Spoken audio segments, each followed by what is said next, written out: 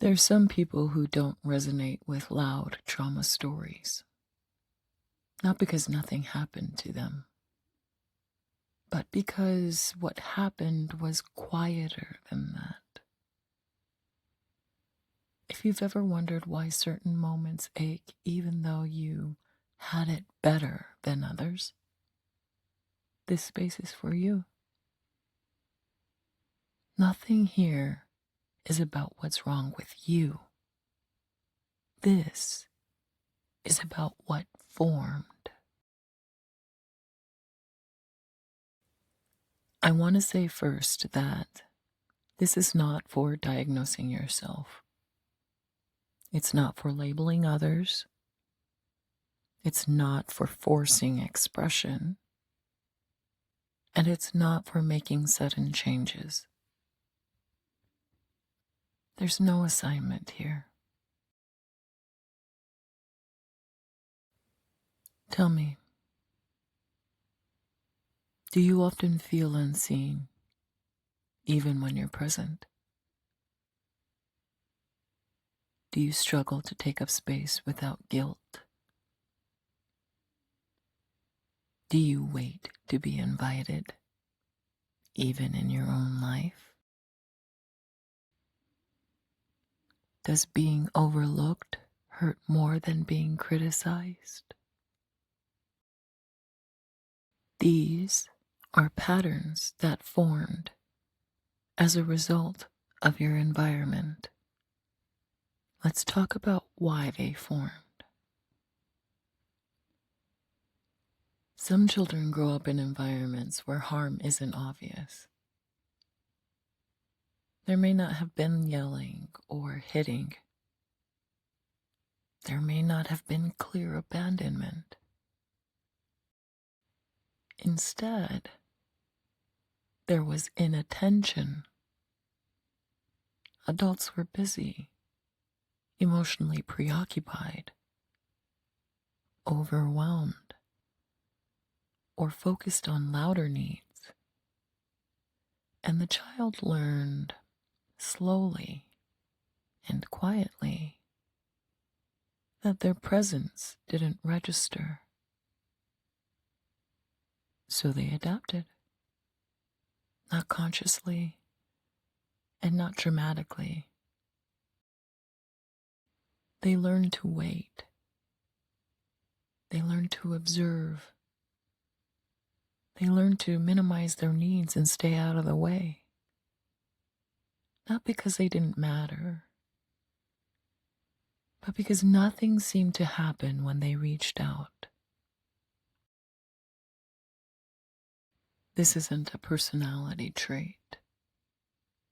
It's not introversion. And it's not a flaw. It's your very intelligent nervous system.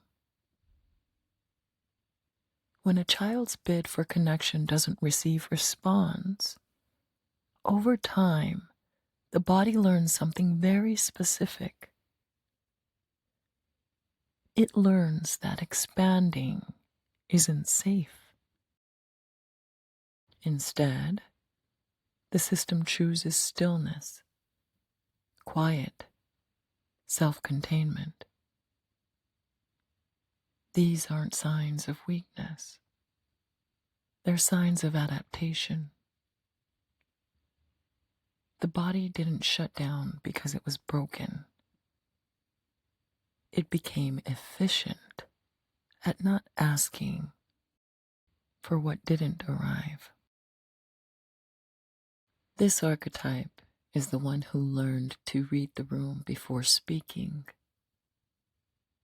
feel deeply without expressing much, disappear in plain sight, sense others without being sensed back. Often, this person is described as easy or low maintenance. They might be called independent or wise for their age. But beneath that is a child who learned that being noticed wasn't guaranteed. What I say next is very important. This learned pattern is not emotional weakness. This learned pattern is not shyness that needs fixing. This learned pattern is not lack of confidence.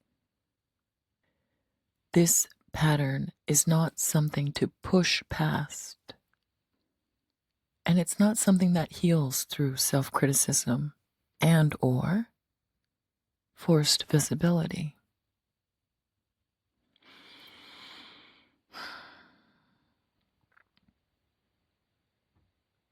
Nothing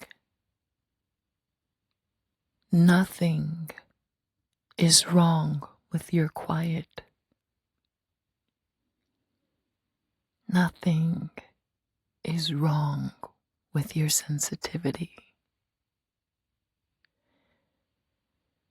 The issue was never who you are. It was the environment that didn't respond.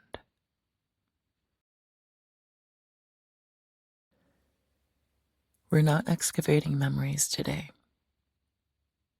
We're not fixing patterns. And we're not pushing towards visibility. We're simply letting the system recognize, oh, that's why. Understanding comes later. First, we create safety. Over the next day or two, simply notice when you go quiet automatically. Notice when you wait instead of reaching, or when you shrink without deciding to.